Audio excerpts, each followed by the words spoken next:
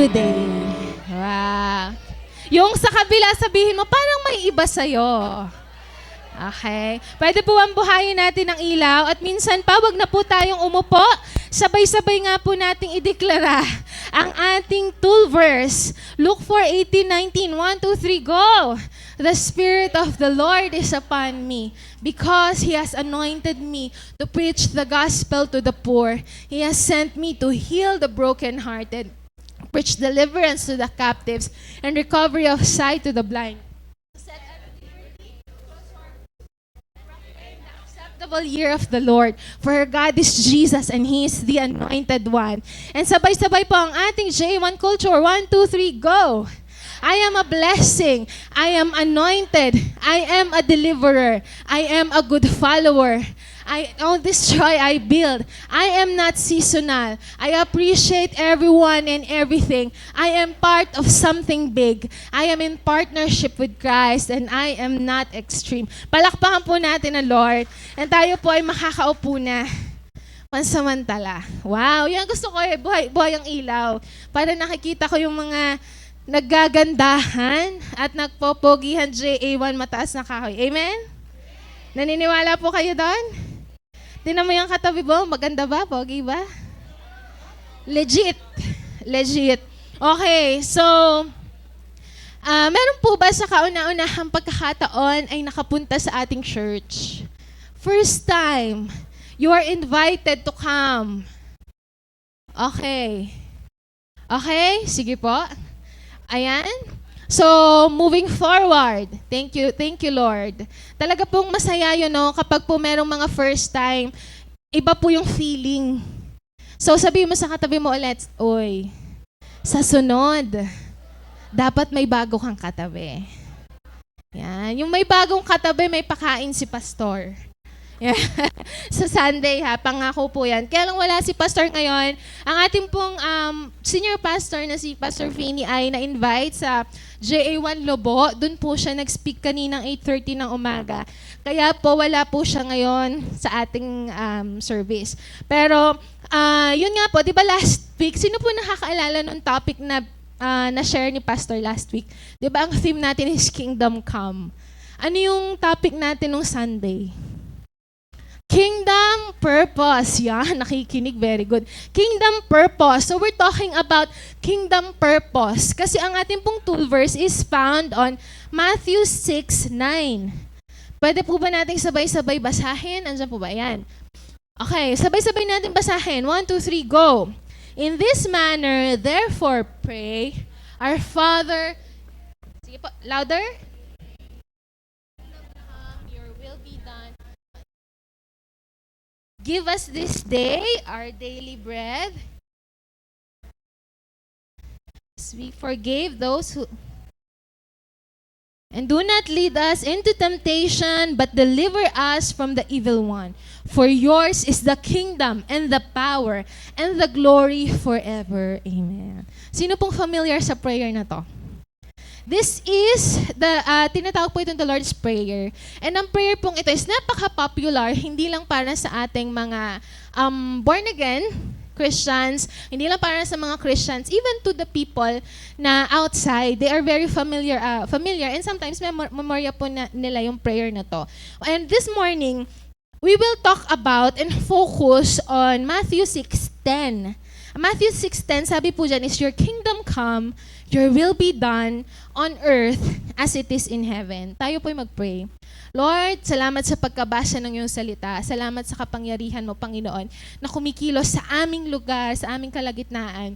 Lord, buksan mo kami, Lord. Hayaan mo na matanggap namin ang kabuuan, Lord, ng mensahe mo ngayong umaga. Be with us. No distractions, Lord.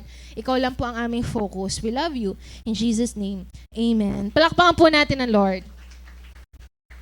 Sino po dito yung alam niya sa sarili niya na siya ay follower ni Jesus? Taas ang kamay. Sino naman dito yung tinanggap mo si Jesus as your Savior? Taas ang kamay, wag mahiya. Yan. Ibig sabihin, thank you po, kung ikaw ay nagtaas ng kamay at sinabi mo, tinanggap mo si Jesus as your Lord and Savior, ibig sabihin po nun, kabahagi ka sa sinasabi sa prayer na to, na your kingdom come, your will be done on earth as it is in heaven. The moment na tinanggap natin si Jesus as our personal Lord and Savior, yun din yung moment na naging kingdom citizen ka na. Parang senior citizen ata ang nasa isip nyo. Iba po ang kingdom citizen ha, sa senior citizen. Yung katabi mo, hindi pa yan senior. May senior na ba tayo dito? Wala. Walang senior sa JA1 mataas na kayo. Lahat tayo young. Senior high. Tama. Okay. So, once na tinanggap na po natin si Jesus as our Lord personal Savior, we are considered the kingdom citizen. Pag sinabi mong citizen ka ng isang lugar, halimbawa, ako ay pumunta sa US. Yun. Anong passport ang dala ko? Philippine, very good. Philippine passport. Bakit Philippine passport ang dala ko po? Kasi ako ay Pilipino.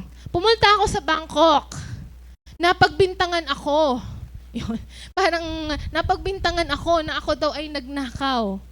Saan ako dadalhin? Di ba una muna sa presinto nila? Pero sino maghahandle sa akin? Philippine Embassy. Bakit? Ako ay Pilipino. So kapag daw ikaw ay citizen ng isang lugar, ikaw ay entitled na makuha kung ano man yung protection at benefits meron yung iyong bansa na kinabibilangan. Do you follow? Amen. So, if you are, Filipino citizen tayo. Meron ba ditong American citizen? Hello? Lloyd? How are you? So, meron po ba ditong ibang citizen? Wala, lahat po tayo. Si Sheila. Si Sheila ay Korean citizen. Yan, si Sheila po ay hindi po yan Pinoy. Ang kanya pong birth certificate ay Korean. Okay, so tayo po ay Philippine citizen, therefore we're entitled to the benefits and rights of the Filipinos. Tama? Okay, so sabi dito, the moment you have accepted Jesus, you are now a kingdom citizen. Sabi mo nga, kingdom citizen. We are kingdom people. Amen? So, ibig sabihin, lahat ng meron sa kingdom ng Lord ay entitled para sa iyo at sa akin. Kung sa kingdom ng Lord walang lugi, ikaw wala ka ding lugi. Kung sa kingdom ng Lord walang utang, ikaw wala ka ding utang. Kung sa kingdom ng Lord walang bobo, ikaw hindi ka din bobo. Amen? Kung sa kingdom ng Lord mayayaman, ikaw mayaman. So, yun po yung point dito. When we are living in the kingdom of God, and we're kingdom citizens, yung pong benefits na meron ang langit ay makukuha din natin at may enjoy natin. Clear? Amen. Palakpakan po natin ang Lord. Okay. So, ngayon na clear po yun. Ang pag-uusapan naman natin, kapag ikaw ay nakatira sa isang lugar or namumuhay sa isang lugar, tama ba na nakukuha mo yung paraan ng pamumuhay nila? Tama po ba? Sabihin mo sa katabi mo, alien ka. Parang, oo nga, alien na nga. Alam niyo po kung bakit? The moment we have accepted Jesus, ibig sabihin, we are not of this world. Hindi na taga dito yung katabi mo. Ikaw, hindi ka na dito. Kaya tayo, alien na tayo ng mundo. Why? Because kingdom citizen ka na nga, di ba? So, ang citizenship mo na from God na. Ibig sabihin, you're not from this world, and yung meron ang mundo, dapat hindi na rin yun yung ipapractice natin. Gets? Kung ano yung ginagawa ng mundo, hindi na yun yung gagawin natin. Kung ano yung practice at culture ng mundo, hindi na yun ang gagawin natin. Gets? Amen? Sabi mo sa katabi mo, sabi na nga ba alien ka eh. Diba? Gets yun na. Okay, so kung last week po we have talked about kingdom purpose, ang purpose ng Lord sa atin na ibinaba niya, today, we are going to talk about kingdom mindset. Sabi mo, kingdom mindset. Okay, so sabi po, diba, ang kingdom purpose is you are part of something big. Okay? Ang verse po natin, pa-forward nga, Ian. Balikan natin, Matthew 6. Yung 10. Matthew 6:10. Sige, yan na ba rin? Okay, sabi po dyan sa 10, Your kingdom come, your will be done on earth as it is in heaven. Nung bumaba po ang kaharian ng Lord, hindi lang po yun ang bumaba, pati yung kalooban din ng Lord. May kalooban po ang Lord sa buhay natin. Ang kalooban ng Lord sa atin ay isang buhay na ganap at kasiyasiya. Isang buhay na hindi lang pang sarili mo. Diba, sabi nga last week, you are part of something big. You have a purpose. Ang buhay natin ay hindi lang pang sarili natin. Ang kalooban po ng Lord, mabuhay tayo na punong-puno ng papuri, pasasalamat, at buhay ng pagsunod sa Kanya. Amen? So, your will be done. Ano bang will ng Lord? Sige nga, dahil we will talk about kingdom mindset, meron lang po akong 3 points. Bibilisan ko po. Sabi po dito, mindset. Meron ba tayo dyang definition ng mindset? Mindset, ano bang ibig sabihin ng mindset? An individual's belief, attitude about events, people, and circumstances in their life.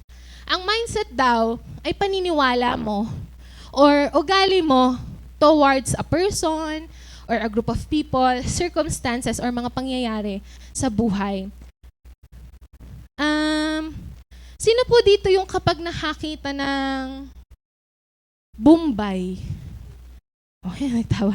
Familiar po kayo, di ba? Ano pong mindset nyo pag Bombay?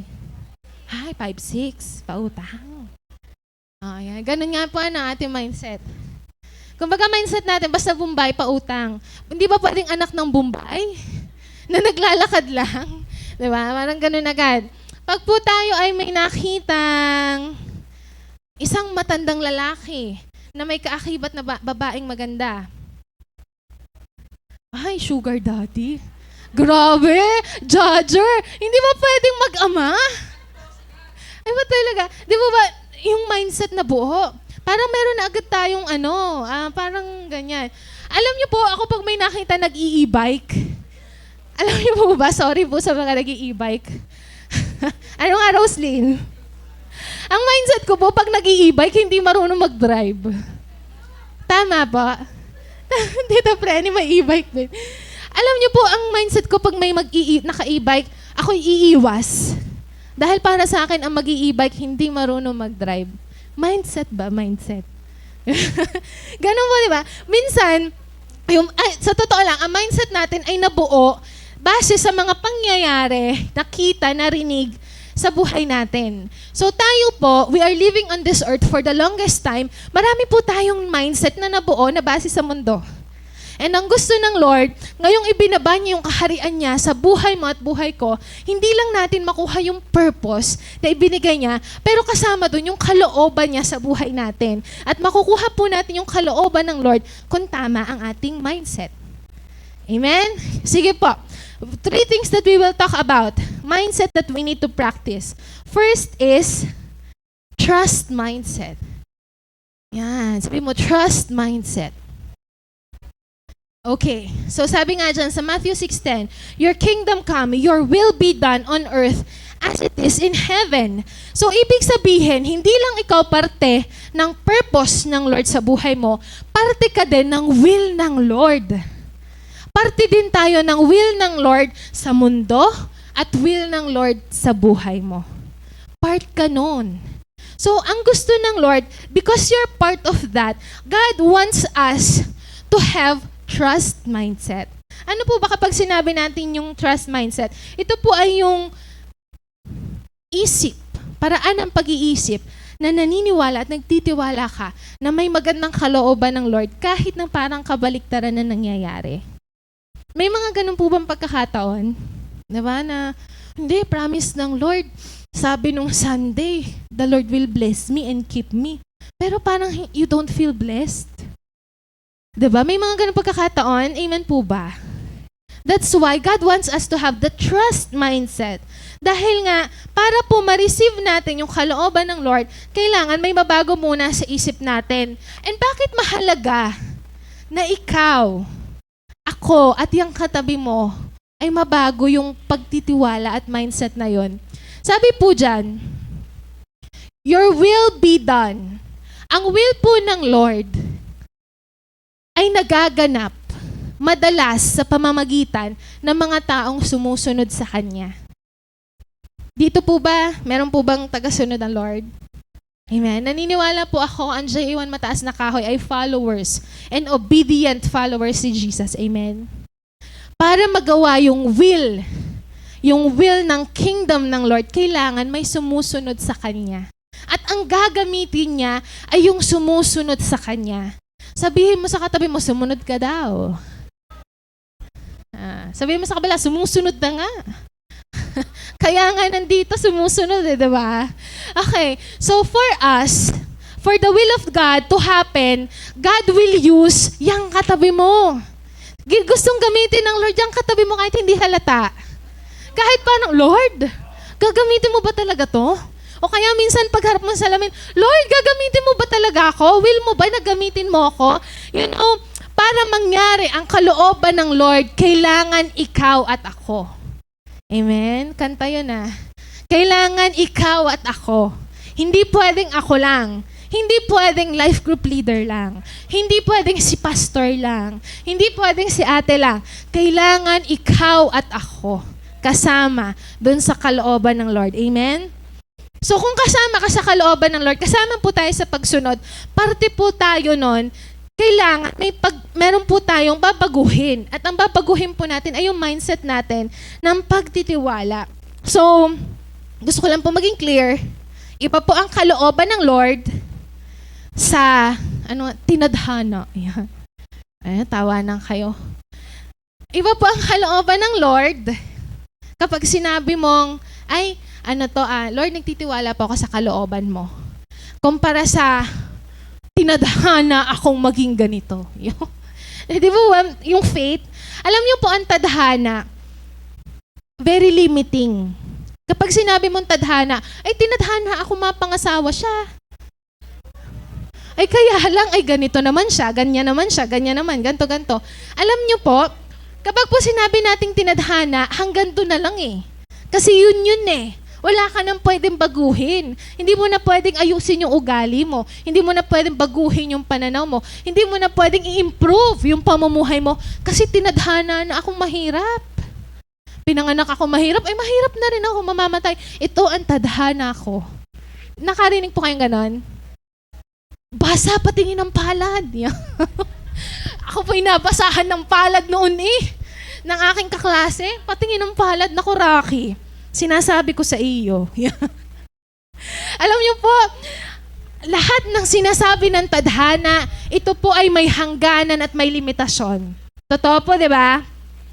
Pero ang sinasabi sa kalooban ng Diyos, kahit ito yung sitwasyon mo, may kapangyarihan ng Diyos na ayusin, baguhin kung susunod ka. Amen? Ano mas gusto, tadhana o kalooban? Doon tayo sa kalooban. Bakit? Kasi binigyan ka rin ng Lord ng choice para baguhin, ayusin. Kung ganyan ang asawa mo, walang buhok, bigyan mo ng pampatubo ng buhok. Kung gusto, walang asawa.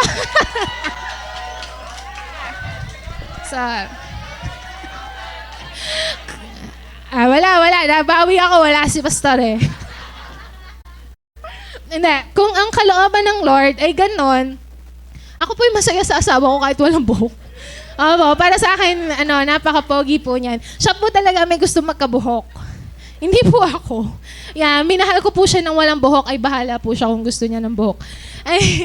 Ang point ko po, huwag mo sasabihin na kalooban ng Diyos na wala akong buhok, na kalbo ako forever. Hindi. Kung gusto mo, gawin mo kung ano yung pwede mong gawin para tumubo ang buhok mo. Amen? Kasi binigyan tayo ng Lord ng free will. Ibig sabihin, kung lumaki ka na ang mindset ng magulang mo, utang, pagdating sa'yo, may free will ka na baguhin yun. Dahil ngayon, hindi na ako mamumuhay na, hindi, ito na yung tadhana ng Diyos, na mamuhay na ako sa utang habang buhay. Hanggang pati mga anak ko.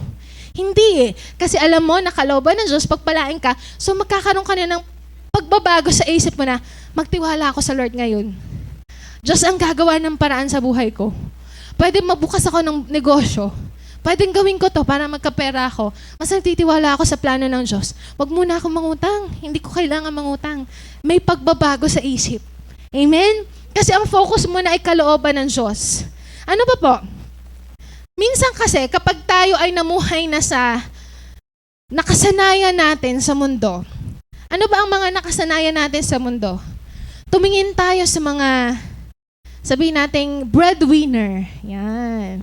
Sino mga breadwinner?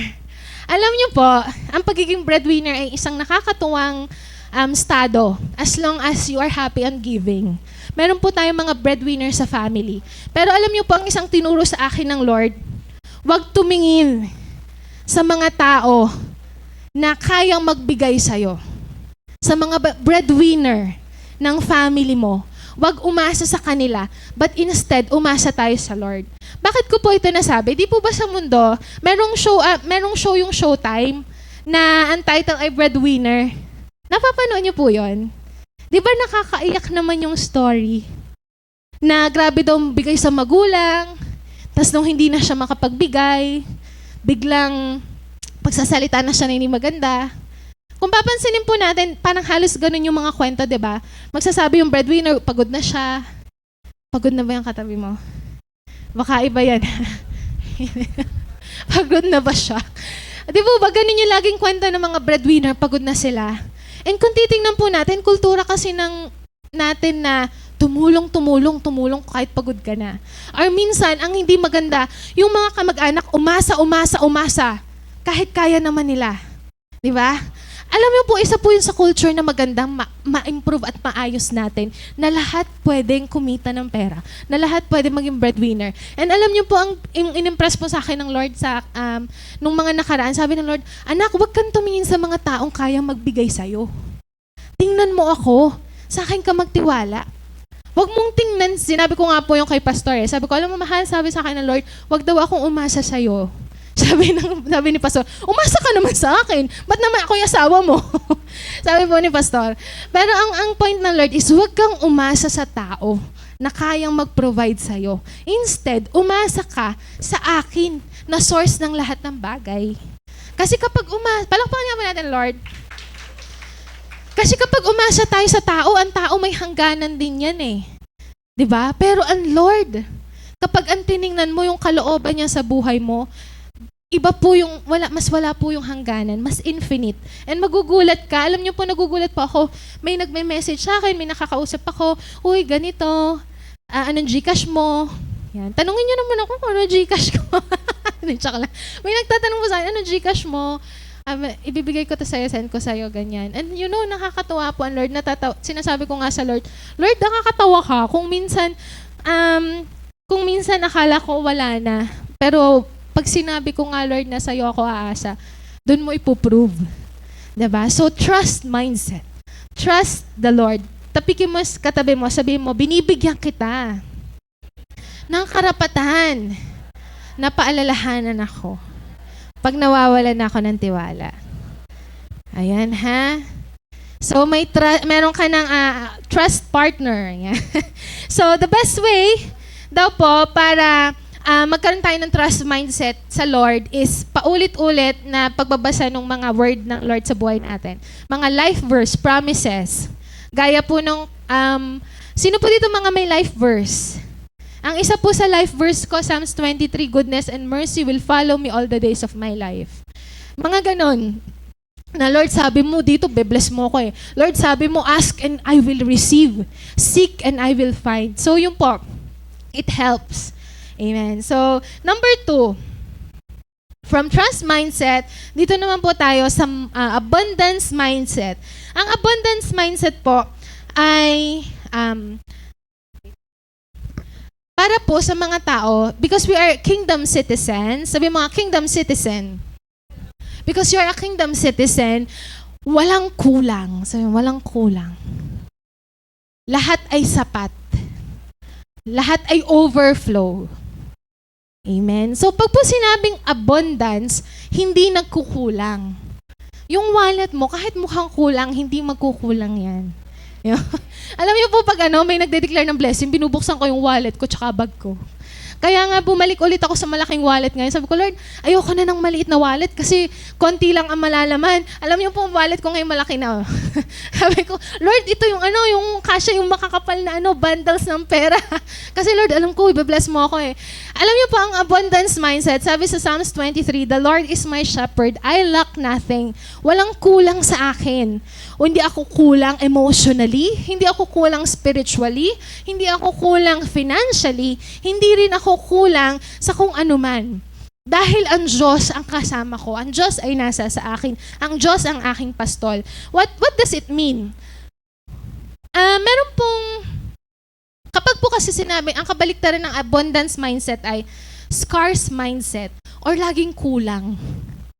Laging parang ba't wala? Laging nakatingin ka sa kung ano yung wala ka. Example, ng tao na may scarcity mindset. Nakita mong na-promote yung katrabaho mo. Yan. So nakita mo siyang na-promote, yan na naman. Bida-bida kasi yan. Siya na naman ang ni boss. Lagi naman. Sinasabi ko, tamo, yan nga ang unang na-promote. Shadow kasing bida-bida. Diba?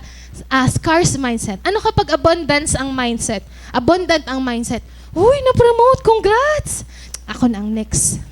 Mas gigilasan ko para ako naman ma-promote din sa sunod. You know, there's plenty of promotion for everyone. Ganun pang abundance mindset. Ano pang example ng scarcity mindset? Nakita mo bagong sasakyan ni Kumari sa Facebook? Ay, sinasabi ko. Ay, ari mabunga nga sa mga anak. Lagi na nagparinig sa mga anak, kaya yan, binili ng mga anak. Kasama-sama na maugaling nanay. Buti na lang, mababait yung mga anak nila, nagkaskayan tuloy. Ma-i-like na nga, like. Maka-comment, Mars, congrats. Pero bitter. Di po ba? Scarcity mindset. Ano kapag abundant mindset? Wow, bagong sasakyan. Mars, congrats, kami na ang next. Diba? You're happy, you're congratulating, you're happy for someone na nakaka-experience ng blessing. Sasabihin mo, Lord, grabe may bago silang sasakyan. Lord, kami din. Darating din ako sa ganyang point. Ganun po yung abundant mindset. Ano pa po? Example, binigyan ng baon ng kuya. Ari lang, nagbigay ka pa. Binigyan ng baon ni mama. 1,000 na naman. Hindi man lang 2,000. Diba? Parang kayang-kaya naman ako. Alam niyo po ang abundant mindset, Ma, thank you ha. Kahit ari po ay P50, makakaahon din tayo. Wow, kuya, salamat sa 20 ha. Sa sunod ako na magbibigay sa'yo, 30 naman. Diba? Yung, kumbaga, you're thankful. Sa kung ano yung ibigay sa'yo, meron o wala, nagpapasalamat ka. Hindi ka nagdi-demand. Alam niyo po, hindi ko nga na-flash eh. Meron po ako nakita sa Facebook. Siya po influencer, hindi siya influencer, vlogger siya. Nag-post siya. May nag-comment. Nag-message po ako. Humihingi ako ng 10,000. Pero ang binigay nyo, 2,000 lang. Nag-post po yung vlogger. Pasensya na ho. 2,000 lang yung naibigay ko sa yung tulong. Alam niyo po yung grabing entitled. Walang ganun dito. Amen? Kung anong ibinigay, pasasalamatan. Amen? Wala pong ganun. Kasi kapag ganun ang mindset mo, you will not experience kung ano yung will ng Lord sa buhay mo. Bakit? Ang will ng Lord pang kingdom eh. Ang iyong mindset pang squammy. Sorry for the word. Mali po. Ang iyong mindset hindi pang kingdom eh. So for us to experience the will of the Lord, the kingdom purpose of the Lord, kailangan yung mindset natin abundant. Kailangan yung mindset natin punong-puno na nakikita yung, ay okay lang, wala pa ako ngayong magandang sasakyan. Darating din yan, the Lord will bless me. Wow, may bagong sasakyan pinapray. Kakatuwa naman. May bagong bahay na pinabless. Kakatuwa naman. Lord, ako ang lupa ko lang paso. Pero Lord, pagyayamanin ko yung lupa sa paso. Diba? You have an abundant mindset. Sabihin mo nga, ikaw din. At ako din. Amen. So, palakpakan nga po natin ang Lord. Ayan. So, sabi po dito, gusto ko lang basahin tong verse. Sabi dito, Jeremiah 29:11, "For I know the plans that I have for you, plans to prosper you and not to harm you, plans to give you hope and a future." Ang plan po sa atin ng Lord ay yan. Ang plan ng Lord sa iyo ay buhay na punong-puno ng purpose and abundance. Kaya huwag ka maiinggit. Alam niyo po, ang kalaban po ng mindset ay inggit. Laging pagkukumpara. So sabihin natin, stop comparing and start appreciating. Yan. Marami po nasasaktan sa comparing. Lalo na sa mga magulang. Let us stop comparing. Even ikaw personally, yung mga friends mo, baka kinukumpara mo, mabuti pa yung kabarkada kung ganyan. Stop comparing and start appreciating. Kung yung anak mo, ang bait-bait, kung yung anak mo, kung gumising na 10:00 na ng umaga, kung yung anak, may nagre-react. Ayokong makinig ko sino yun. Alam niyo po, tingnan niyo kung ano yung bagay na pwede niyong i-appreciate sa kanila. Alam niyo po, si Sky po ay, very slow. Mabagal siyang kumilos. Pero napakamasunurin at napakamalambing at napaka-ma-effort. So, minsan po, kapag pumabagal siya, pinagpapasalamat na lang namin mag-asawa, Lord, salamat, at least si Sky malambing. Si Sky nasunod. Kahit sobrang bagal. Anak, pakidala to sa kusina, pakikuha nito. Ang magagets lang po niya, okay, I'm gonna bring this to the kitchen. Mom, I'm hungry. Limot niya na po yung kasunod na utos. Pero alam niyo po, ang tinitingnan namin ni Pastor, we're starting to appreciate kung ano yung kaya niyang gawin, kung ano yung meron siya. Tayo po mga magulang, let's see kung ano yung ka-appreciate sa ating mga anak. Kahit minsan ay may mga bagay silang ginagawa, i-appreciate naman natin. Ari na may masipag, ari na may hindi ako nalilimutan, ari lagi ako may pasalubong, kahit minsan ay maraming ganyan. Kahit sa mga life group leaders, ano yung pwede yung i-appreciate sa mga inaalagaan nyo? Kahit naman ari ganito, ay talaga namang lagi nagre-reply. Hindi ako sinisinson.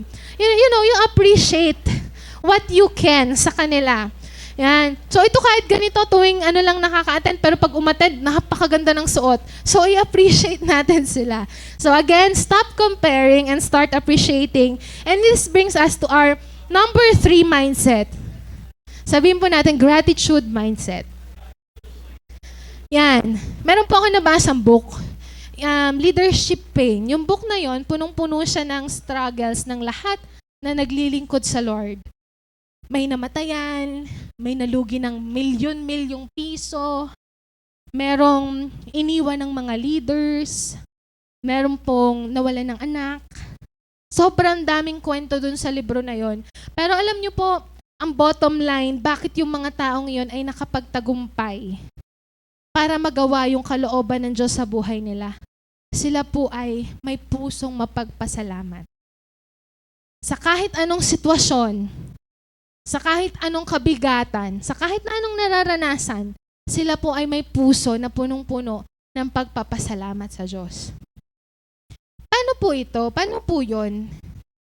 When we talk of gratitude mindset, we stop focusing kung ano yung kulang and we start focusing kung ano yung meron.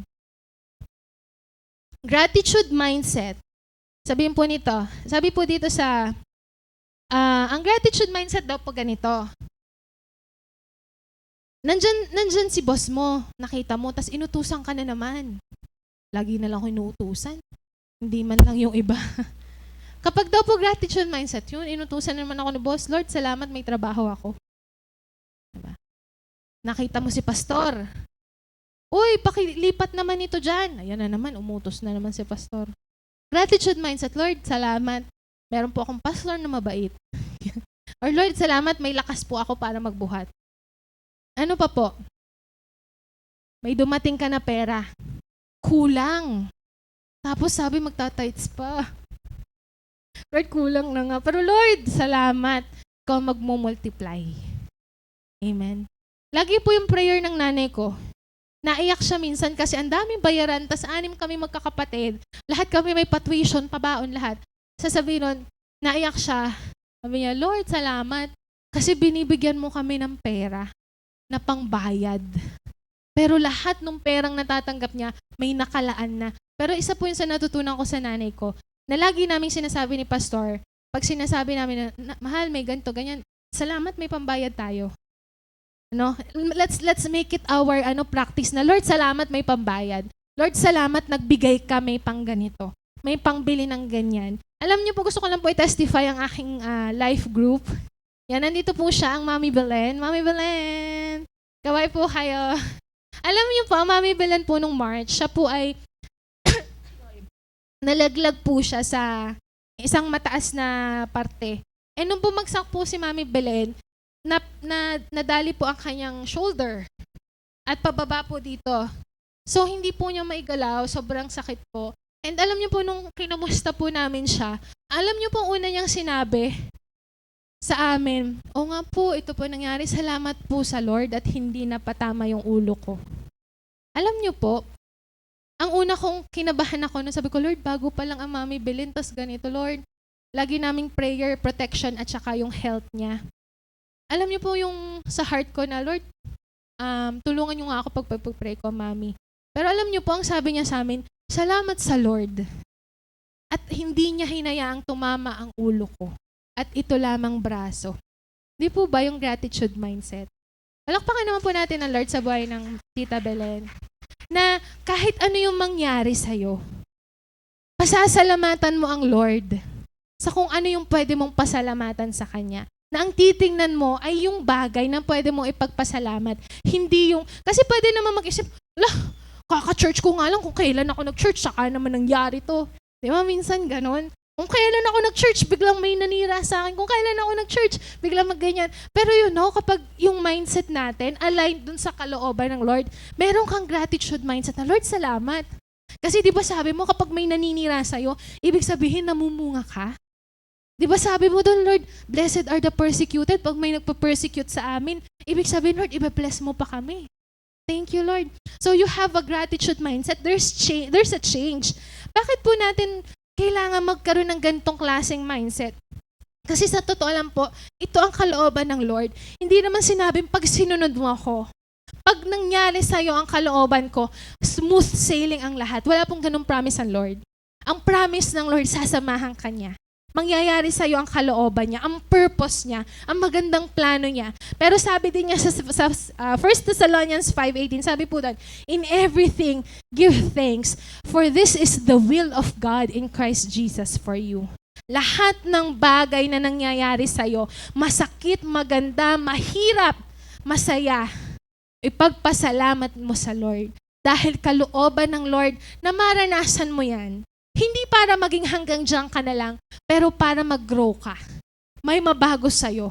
Maayos ka. Mag-improve ka. Umangat ang buhay mo. Maraming tao ang mabless sa'yo dahil again, we have a kingdom purpose na hindi lang hanggang sa atin, kundi para rin sa ibang tao. Amen?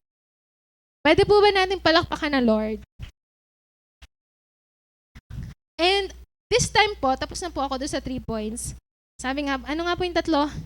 Trust mindset, abundance mindset, and gratitude mindset. Para po makuha natin yung will ng Lord. Para po mas maranasan natin. Let's desire na, Lord, tulungan mo naman ako, sumunod ako dyan. And kung meron po, alam ko po na ang bawat isa sa atin hindi po perfect. Kahit po kami ni Pastor, ako po personally, may mga pagkakataon na yung mindset ko, yung mindset pa rin ng mundo. Mareklamo, lagi na lang tinitingnan yung hindi maganda sa ibang tao, sa sarili. Lagi na lang kung ano yung kulang. Walang ganito, walang ganyan. And if you are also that person, the Lord is inviting you ngayong umaga. And I'm encouraging you po to come to the Lord and ask na, Lord, sorry. Patawarin niyo po ako.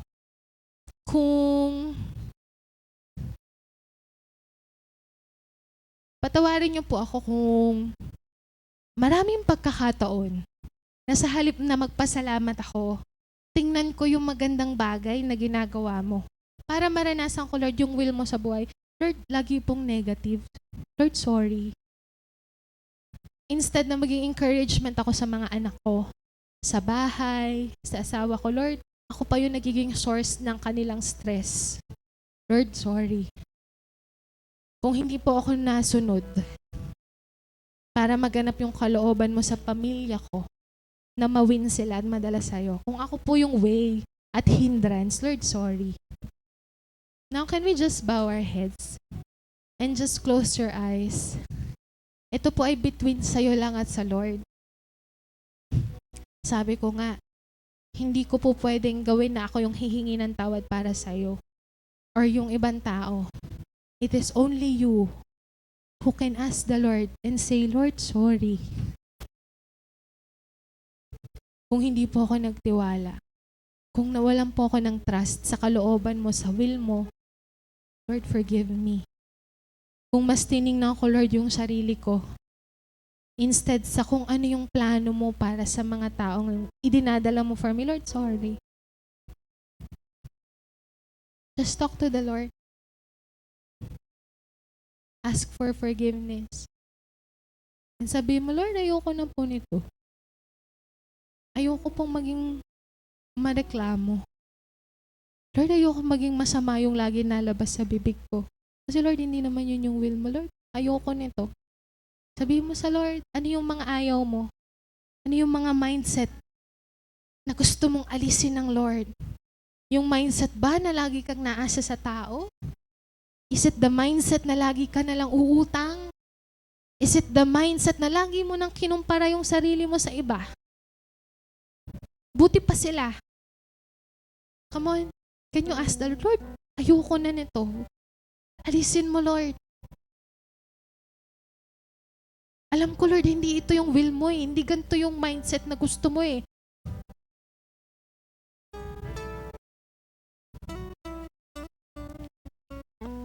Hallelujah, Jesus. And the Lord is reminding you, meron po dito, gusto ng Lord ipag-give up mo yan. Meron kang laging sinasabi na term. Laging sinasabi na mabuti pa sila. May sinasabi ka na, instead na ipagpasalamat mo sa Lord, nagre-reklamo ka. You know, the Lord is telling you na, hindi yan yung mindset na kaloob ko para sa'yo. Meron dito, you see yourself as wala kang mararating. You know, the Lord is telling you na hindi ka hanggang dyan. I have a good will for you. Ibigay mo sa Lord yan.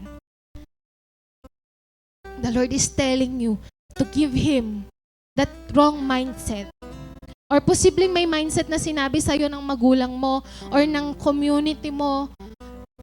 Or may nagsabi sa'yo, hanggang dyan ka na lang, ganito ka, ganyan ka. Hindi yan ang gusto ng Lord sa buhay mo. Ibigay mo yan sa Lord. Just give it to the Lord.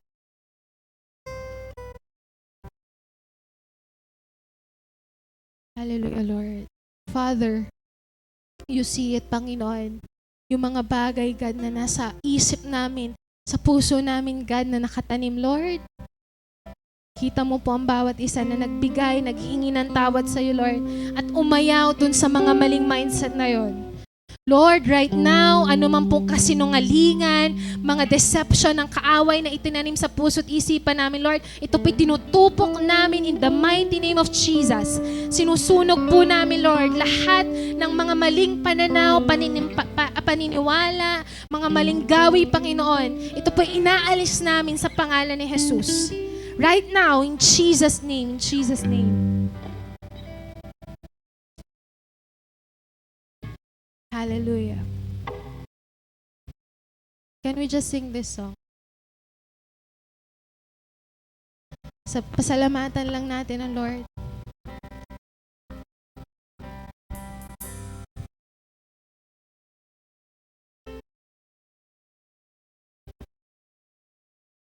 Let's just bow your head and just sing this to the Lord. Salamat, salamat, O Jesus, sa pag-ibig mo. Walang ibang nagmahal sa akin ng katulad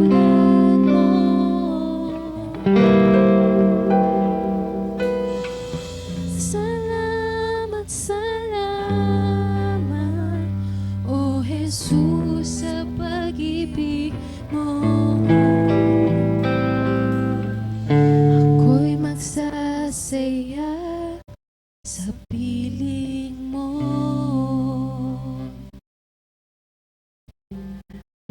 Pwede po ba nating itaas ang ating mga kamay? Lord, habang nakataas ang aming kamay, kami nagpapasalamat sa iyo, Lord. At God, pinangahawakan din namin, Panginoon, na kami po, Panginoon, yung kalooban mo sa amin, Lord, is something bigger than ourselves. And Lord, salamat for reminding us na para makuha namin, magawa namin your Lord, kailangan naming ayusin yung paraan ng pag-iisip namin, Lord. Our mindset on how we see things, how we do things, Lord, how we believe on things, Lord.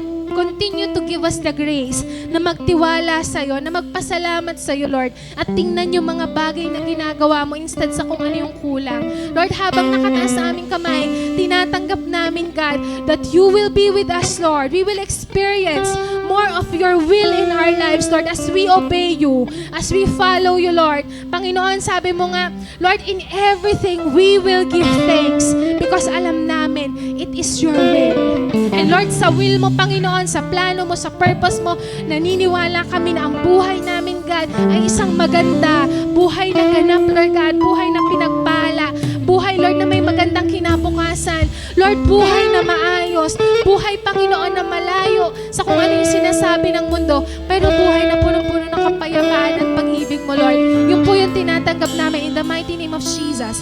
And Lord, as we receive, hayaan mo din, Panginoon, patuloy kaming lumakad, God, na maraming tao kami, God, na mawiwin for your purpose, for your will, Lord God, sa aming buhay at sa church na to. Lord, as we lift our hands, we receive, Lord, ang kapangyarihan mo, God, that you will be seen in our lives, Lord. Makikita ka, Panginoon, sa aming pag-iisip, sa aming mga sinasabi, sa aming mga ginagawa. And Lord, we declare, maraming tao kami, Lord, na maihilapit din sa iyo, Panginoon. Bless each and every one of us, Lord. We love you, God. We honor you. In Jesus' name. Amen.